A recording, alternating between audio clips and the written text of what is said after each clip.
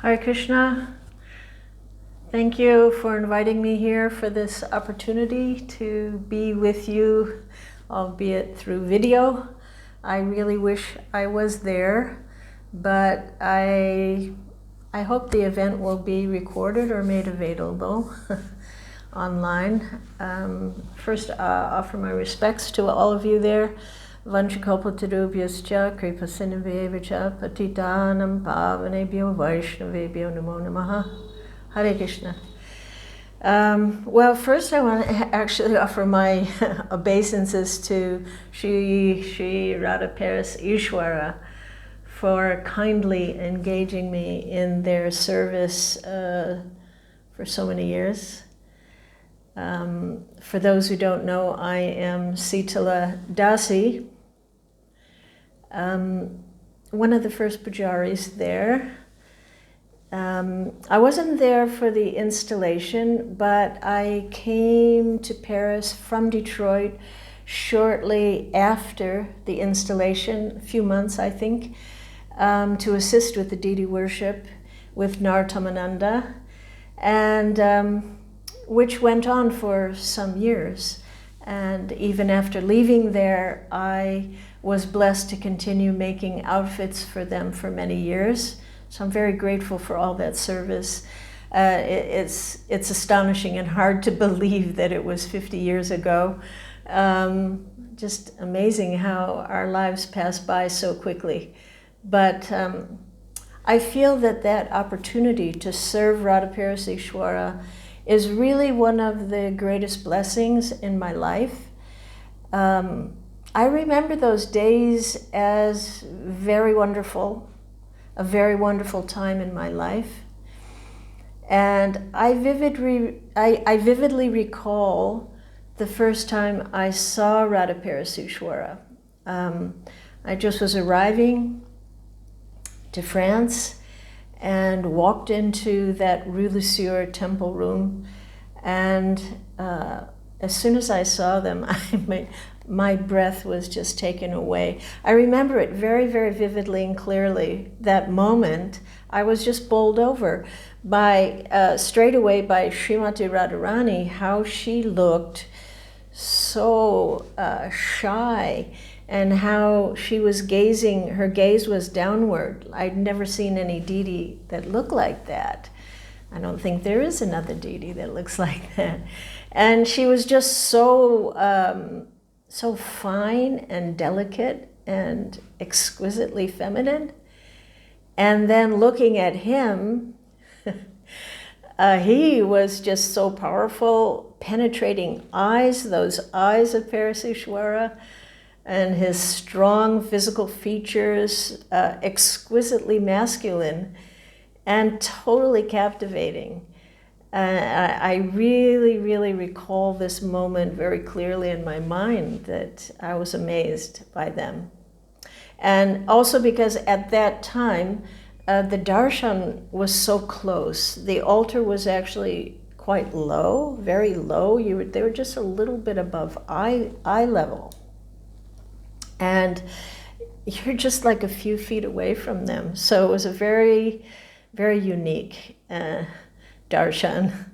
And I had the good fortune to bathe them and dress them and wake them and put them to sleep and cook for them, make outfits for them for quite a long time. And really, it was a blast. It was wonderful. And mostly it was wonderful because there was such a very strong spirit of enthusiasm for their service at the time. I remember every day it was like exciting when the curtains were going to open. You know, what are they wearing? How are they dressed?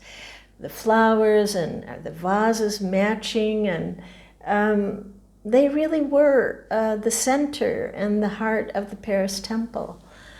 And you know, not that it was all, you know, peaches and cream or whatever, but, you know, there are struggles are there also, but mostly, you know, I just remember it being very blissful. And seeing how the devotees were very attached to the deities. And we had an amazing crew of very talented and dedicated devotees serving them. I think before we came, it was not Mahameda, it was Kripamai, and Kripamai and Jyotirmai were the first who were taking care of them. Maybe some other, I'm not sure, I wasn't there. But then, of course, later there was Mahameda, who was just years, decades of steady, incredible, dedicated service. And Parijata, Navalanga, Vishvadevi, Satarupa, Jesta, Aditi. These are just the names that pop into my mind. There are many others, and many wonderful devotees, and we had a great time together. And also the cooks were phenomenal. I mean, Narottam is famous worldwide for he is an incredible cook. And so he set a standard of very fantastic cooking for the deities. And they were cooks like, I remember Jagadadija, Kanti's incredible cook, Asita. So anyway, Radha Parasishwara, they got very sumptuous and opulent offerings. And I was told that Srila Prabhupada said at one point that Krishna eats the best in Paris. Isn't that wonderful? So anyway, I want to offer my obeisances and affection to all these devotees and so many more who have done wonderful service for Radha Parasishwara. I recall when Srila Prabhupada came in 74, we were endeavoring to change everything, make a whole new kind of temple room, Vyasasan, curtains, and we were trying to make this archway so it would look more like a temple, proper altar room for Radha Parasishwara. I believe it was a devotee named Bhava Sindhu Pota, who was making these archways, which was a huge job, and it was done very beautifully, but unfortunately it wasn't ready. And when the devotees it was time to go to get Prabhupada from the airport, there was just nothing finished. The temple room, it looked like a construction site when they left, and the deities were not even on the altar. It was a mess.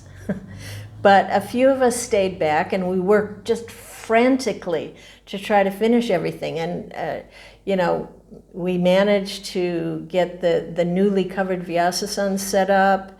There's many photos of that beautiful Vyasasan, blue. It was made from a sari, and I'm pretty sure it was Kanti who stitched it all together. And we got this orange and gold sequin backdrops up behind and cleaned up the temple room, but we're still waiting for the arches to be completed. And finally, when we were able to get the red velvet curtains up, but the deities were not on the altar. And suddenly, I believe it was Manibanda, who came running into the temple room and said, "Prabhupada's here." And my heart just sank, and we just became, there was just a few of us, and we just became crazy, frantic. And we picked up the deities, ran and put them on the altar, and I started dressing them, literally just throwing everything on them, and knowing that any second Srila Prabhupada would walk in.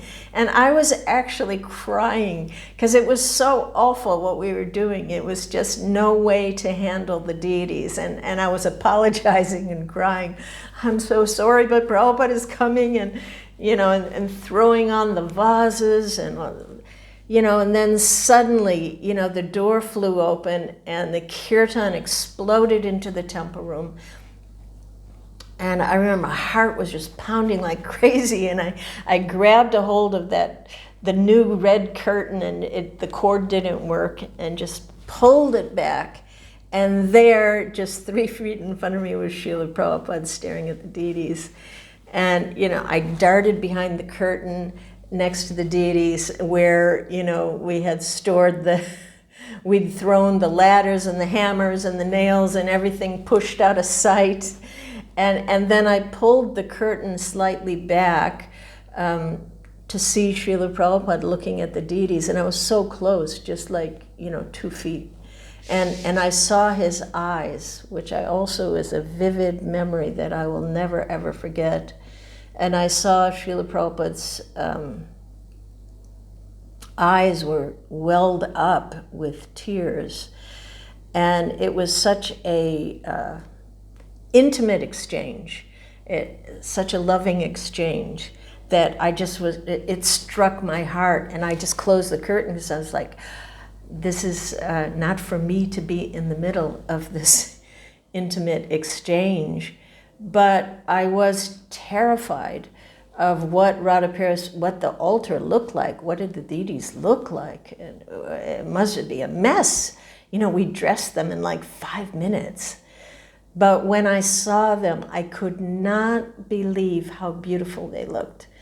It just seemed they just arranged for themselves to appear in the most pleasing way for the pleasure of Srila Prabhupada.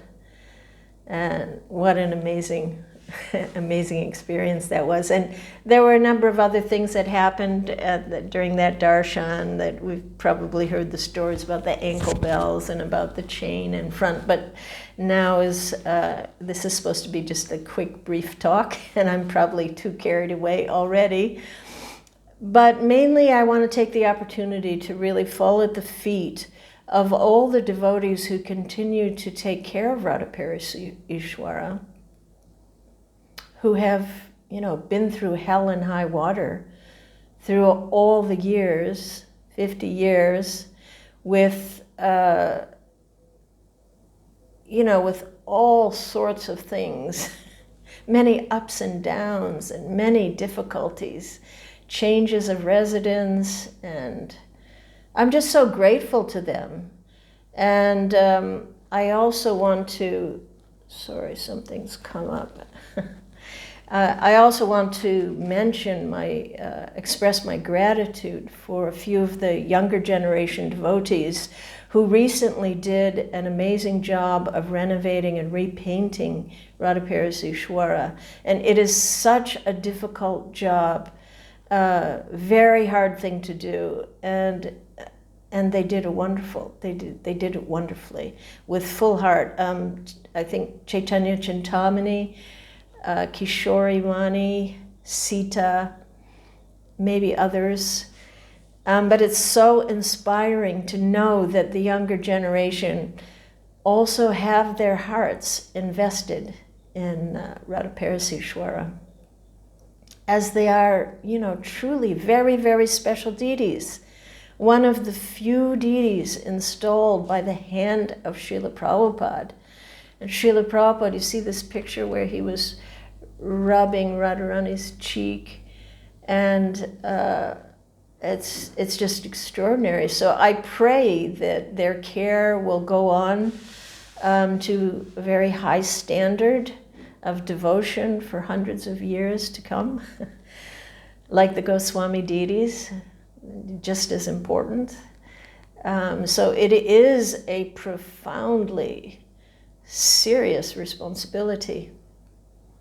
And, in my dreams, I think of Radha Paris Iswara one day residing in a magnificent palatial building, like Sacré-Cœur or Notre Dame, in the heart of Paris, for all to come and get their blessings and to realize who is the true controller of Paris. Anyway, a girl can dream, and anything is possible for the Supreme Personality of Godhead, and the Krishna consciousness movement is just beginning. So who knows? This could happen in the future. We hope so. Anyway, my obeisance to all of you. I hope you have a most wonderful, glorious festival. Hare Krishna.